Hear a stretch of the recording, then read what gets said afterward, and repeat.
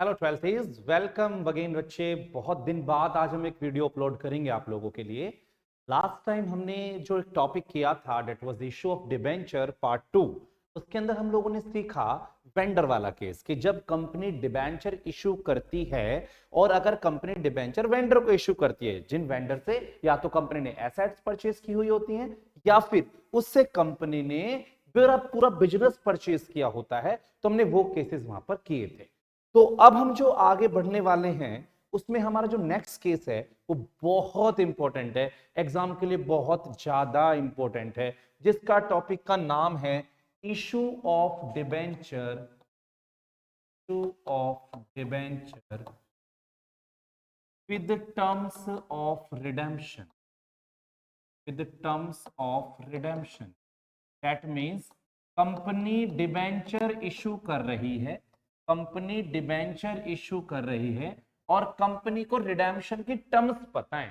Redemption मतलब आप जानते हैं, रिडेम्पशन मतलब redemption means repayment. Redemption means repayment of debenture. भैया ये आपने जो लोन लिया है, कल को इस लोन को रीपे तो करोगे। ये जो आपने लोन लिया है, कल को इस लोन की पेमेंट नहीं करोगे कल लोगों को जिनसे पैसे लिए हैं? हाँ सर, बिल्कुल करेंगे। तो ध्यान से समझे जरा। भाई आप लोगों को पता है डिबेंचर कैन बी इशूड। जो डिबेंचर है उनको इशू किया जा सकता है पार पर, प्रीमियम पर। ये डिबेंचर प्रीमियम पर इशू हो सकते हैं और ये डिबेंचर डिस्काउंट पर इशू हो सकते हैं। तो पार पर इशू हो सकते हैं, प्रीमियम पर और डिस्काउंट पर। लेकिन इनका जो रिडेम्पशन है, इनका जो रिडेम्पशन है वो रिडेम्पशन या तो पार पर होता है या प्रीमियम पर होता है, लेकिन डिस्काउंट पर नहीं होता। अब आप बोलेंगे सर रिडेम्पशन डिस्काउंट पर क्यों नहीं होता, रिडेम्पशन होता क्या है? तो लेट मी क्लियर यू, मैं बताता हूं आपको क्या होता है। मैंने मार्केट में किसी से 100 रुपए लिए, मैंने कहा भाई 1 साल बाद 100 दे दूंगा, वापस अपना इंटरेस्ट टाइम से लेते रहना। उसने कहा जी कोई दिक्कत। मैंने कहा भाई 1 साल बाद 110 दे दूंगा और अपना इंटरेस्ट भी लेते रहना। कहेगा बहुत बढ़िया है जी, इससे बढ़िया बात क्या है। लेकिन अगर मैंने कहा भाई 1 साल बाद 90 ले लेना, नहीं सर ऐसा कैसे हो जाएगा, 100 दे के 90 कैसे ले लेंगे? तो रिडेम्पशन जो होते हैं डिबेंचर के, वो डिस्काउंट पर नहीं होते। रिडेम्पशन या तो प्रीमियम पर होते हैं या पार पर होते हैं, रिडेम्पशन डिस्काउंट पर नहीं होते। अब अगर आप इसे नॉर्मल तरह से कंसीडर करो, नॉर्मल तरीके से, तो भैया लोग कहते हैं कि 6 केस बनते हैं। 6 केस बनते हैं कि पार पर इशू, पार पर रिडेम्पशन, पार पर इशू, प्रीमियम पर रिडेम्पशन। पहला केस ये कहते हैं। दूसरा केस कहते हैं प्रीमियम पर इशू, पार पर रिडेम्पशन, प्रीमियम पर इशू, प्रीमियम पर रिडेम्पशन। और ये तीसरा केस कहते हैं डिस्काउंट पर इशू, पार पर रिडेम्पशन, डिस्काउंट पर इशू, प्रीमियम पर रिडेम्पशन। लेकिन जो मुझे लगता है, मेरे हिसाब से ये कोई 2 केस नहीं है। मेरे हिसाब से कोई 2 केस नहीं है, 6 केस नहीं है, 5 केस नहीं है। आप सिंपली अपने कंसेप्ट को क्लियर करोगे, एक ही केस है, सिर्फ एक ही केस।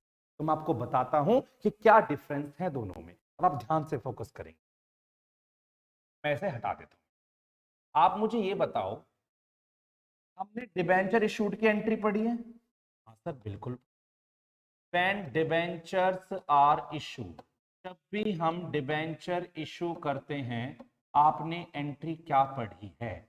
आपने पढ़ी है bank account debit to debenture application and allot. ये बात एग्री करते हो आप? जी सर बिल्कुल करते। आप ये बात एग्री कर, आप ये एंट्री करते हो। यहां पर क्या लिखते हैं? जो भी हमें एप्लीकेशन रिसीव्ड हुई होती हैं और जो भी डिबेंचर की प्रोसीड आती है।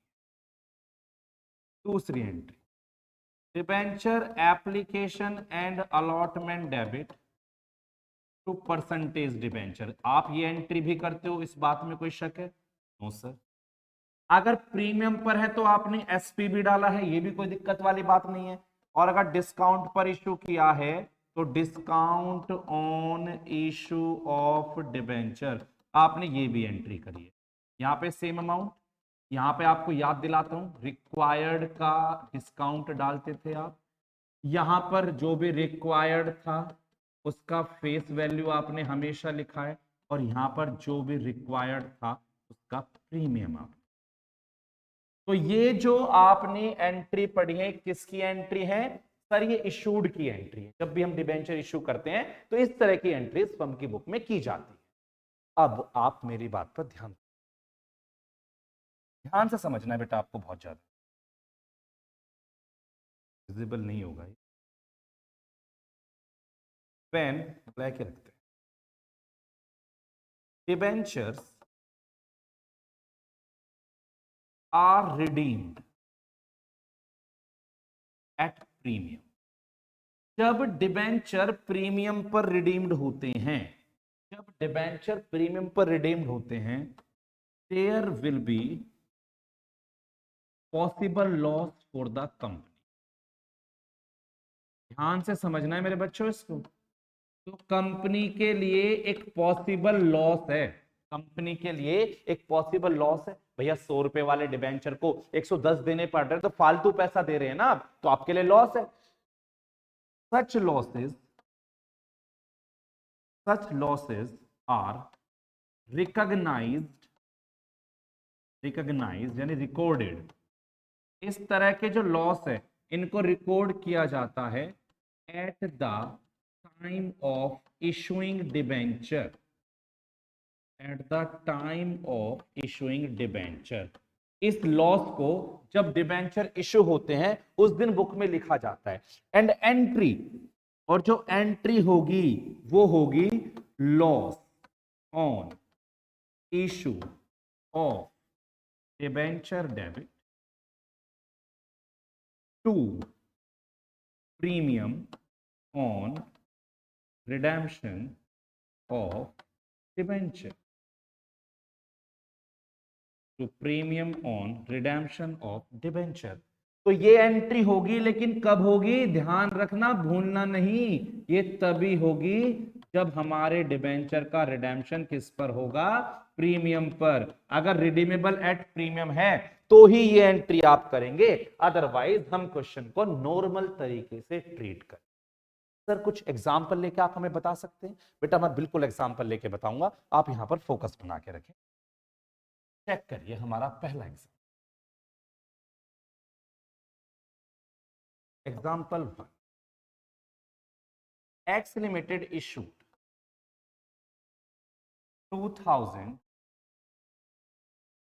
8% debenture at ₹100 each at premium 10%। मेरे क्वेश्चन को ध्यान से पढ़ना है आपको।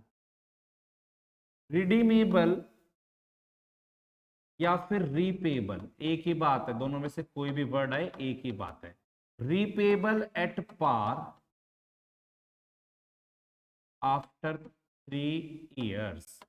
इन डिबेंचर का जो रिडेम्पशन है वो 3 साल बाद किस पर होगा? पार पर। यानी पार का मतलब है कि 100 रुपए वाले डिबेंचर को 3 साल बाद 100 ही वापस करने हैं, आपको कोई एक्स्ट्रा अमाउंट वापस नहीं करना है। ठीक है, तो जब रीपेबल एट पार है तो ये एंट्री तो नहीं आती लॉस ऑन इश्यू, क्योंकि ये तो तभी आती जब रिडीमेबल एट प्रीमियम होता है। तो आप नॉर्मल इश्यू की एंट्री करो। क्या इश्यू करा है सर? 2000 डिबेंचर इश्यू करे हैं 100 वाले, कितने में? 10% प्रीमियम। बेटा एंट्री चेक करेंगे please. Bank account debit to debenture application and allot. 2000 debenture हैं और 110 रुपए आएंगे। आपको मेरे ख्याल से कोई दिक्कत नहीं होनी चाहिए। क्यों सर? 100 रुपए का डिबेंचर है, 10% प्रीमियम है, तो क्या मैं ये ऐसे बोल दूं 2,20,000? बोल सकता हूं 2,20,000। अगली एंट्री आप क्या करते हैं? Debenture application and allotment debit to 8% debenture और 2 SP। आप यही तो करते हैं ना नेक्स्ट एंट्री, तो ये भी आपको आराम से आती है। 2000 पे 110, 2000 पर 100 और 2000 पर 10 का प्रीमियम। तो मेरे ख्याल से कोई भी ऐसी चीज आपको नहीं लग रही होगी जिसे देख के मैं ये बोलूं सर ये नया है, क्योंकि ये इशू की एंट्री तो आपकी पुरानी है, ये तो आपने पहले भी पढ़ी है, इसमें नया क्या है? तो एंट्री आप पढ़ चुके हैं। ओके आपको बात है सर।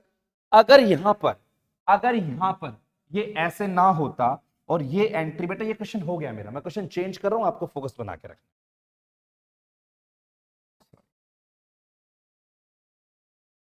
रीपेबल मैं पेन चेंज कर दूंगा यहां पर, at premium, repayable eight premium 10% after 3 years. इनका रिडेम्पशन 10% प्रीमियम पर होगा 3 साल बाद। अब बताओ आप मुझे, अब कुछ नया आना चाहिए सर? बिल्कुल आना चाहिए, 100% आना चाहिए, क्योंकि रिपेबल एट प्रीमियम है तो आपको लॉस हो जाएगा सर। आपके 2000 डिबेंचर है और कितना परसेंट प्रीमियम है? 10%, यानी आपको हर डिबेंचर पे 3 साल बाद 10 रुपए फालतू देने पड़ेंगे। तो क्या मुझे ये एंट्री लिखनी चाहिए? नहीं लिखनी चाहिए? तो लिखनी चाहिए। तो ये जो आप एंट्री लिखोगे ना, ये एंट्री आप इस एंट्री के बीच में लिखोगे ऐसे करके, loss on issue of debenture debit to premium on redemption. बस ये एंट्री बढ़ा देना। अगर रिडीमेबल एट प्रीमियम है 2000 पर कितना? 10, 20,000, क्योंकि जी 10 रुपए का ही तो जा रहा है 2000 डिबेंचर पर, तो 2000 पे 10, 20,000।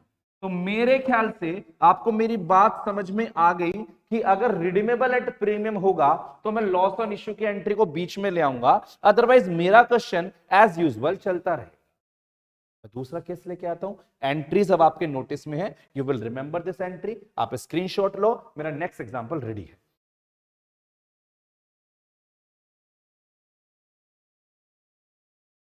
लीजिए नेक्स्ट। नेक्स्ट एग्जांपल क्या कहता है? X limited issued 2008% debenture at ₹100 each at par, redeemable at 5% premium. अब आपको समझ में आ रही है बात? एक्स लिमिटेड ने 2008% डिबेंचर 5% प्रीमियम पर इशू करे, सॉरी पार पर इशू करे, बिल्कुल पार पर। कंपनी ने डिबेंचर इशू ही पार पर करें, यानी ना तो प्रीमियम पे ना डिस्काउंट पे। और उनका जो रिडेम्पशन है वो किस पर है? वो प्रीमियम पर है। रिडेम्पशन किस पर है? प्रीमियम। तो लॉस होना आएगा ना। थोड़ी देर के लिए मान लो कि ये एंट्री है ही नहीं, बस यहां इशू की एंट्री। आप क्या करते? इशू की एंट्री आप करते bank account debit to debenture application and allotment. यही करते हैं ना बच्चे? कितने से? 2000 डिबेंचर 100 रुपए वाले, क्योंकि आपने पार पर इशू। और दूसरी entry debenture application and allotment debit to 8% debenture, क्योंकि पार पर हैं तो 2000 पर 100।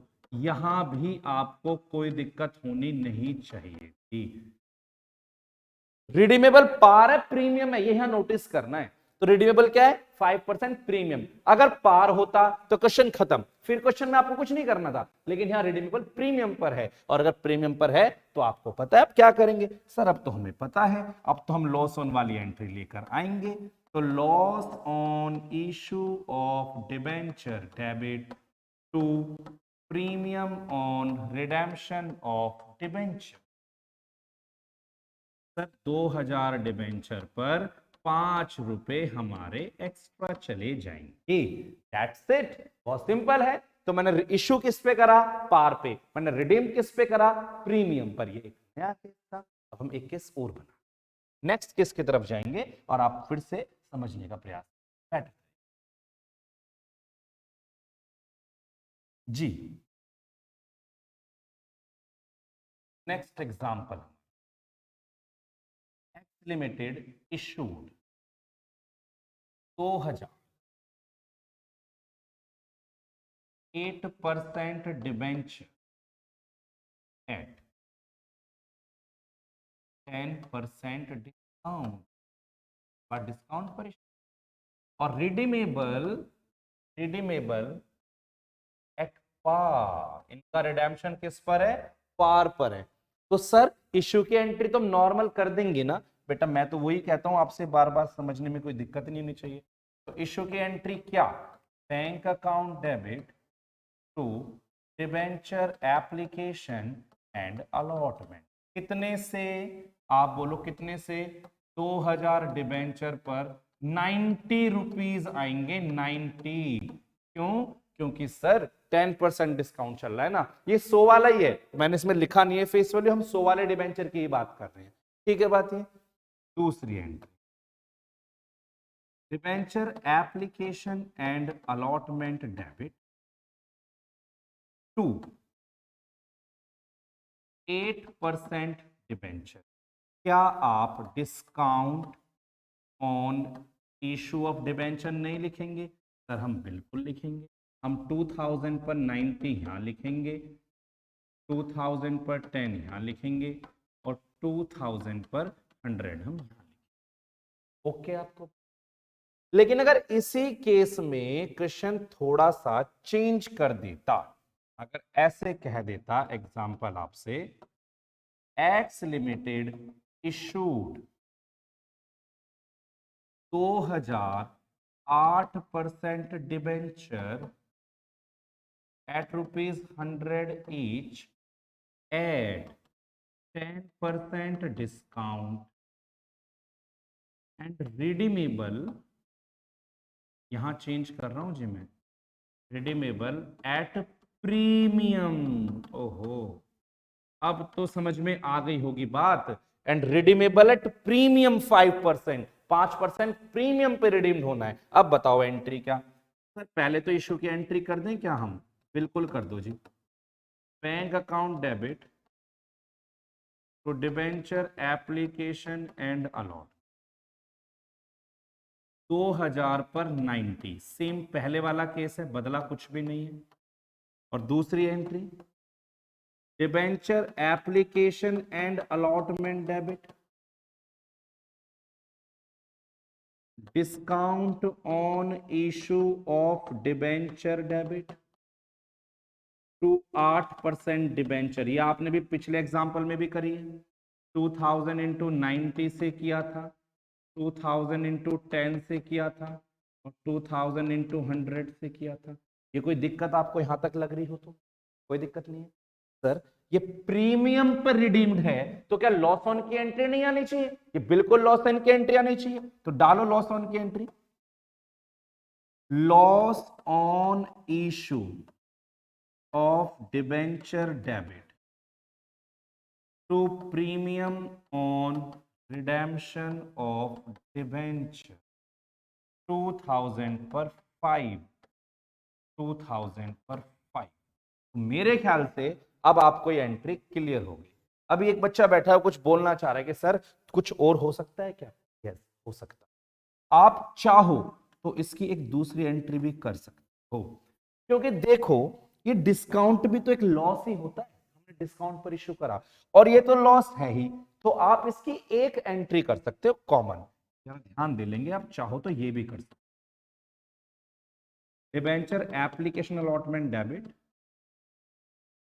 डिस्काउंट ना लिख के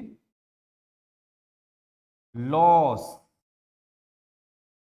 loss on issue of debenture debit to 8% debenture और to premium on redemption of debenture. Sir कैसे?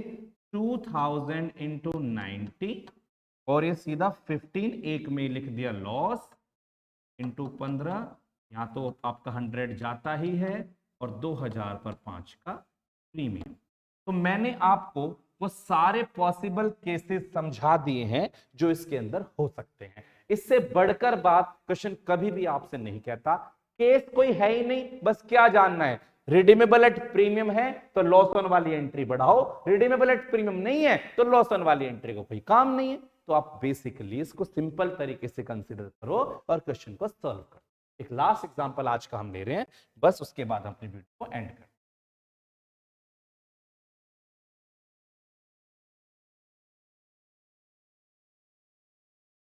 X limited issued ₹40,000 6% debenture at ₹100 each at 10% premium, redeemable at par.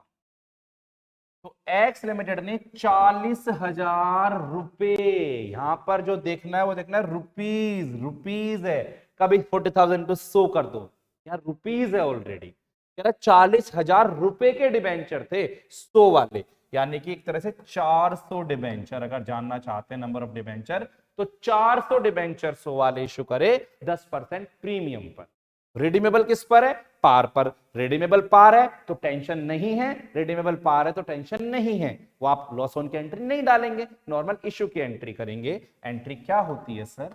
Entry होती है bank account debit to debenture application and allot. कितने से? 40,000 के हैं और 10% premium 4,000 का, तो 44,000 रुपीज आए होंगे, आप ऐसे निकाल सकते हैं। और debenture application and allotment debit to 6% debenture और टू एसपी 44,000, 40,000 और 4,000। कोई दिक्कत है? No sir. क्या होता अगर रिडीमेबल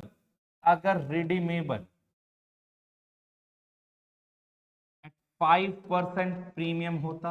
अरे क्यों दिक्कत वाली बात थोड़ी है, अगर 5% प्रीमियम पे रिडीम्ड होता तो लॉस ऑन इश्यू की एंट्री आ जाती, ऐसे इसके बीच में loss on issue of debenture debit to premium on redemption of debenture 2,000।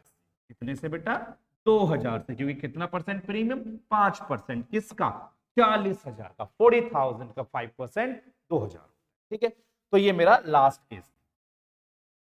Exam में नॉर्मली तो इतना ही करना होता है, लेकिन मुझे अभी आपको ये जो लॉस है, जो डिस्काउंट है, इसके राइट ऑफ का ट्रीटमेंट कराना है।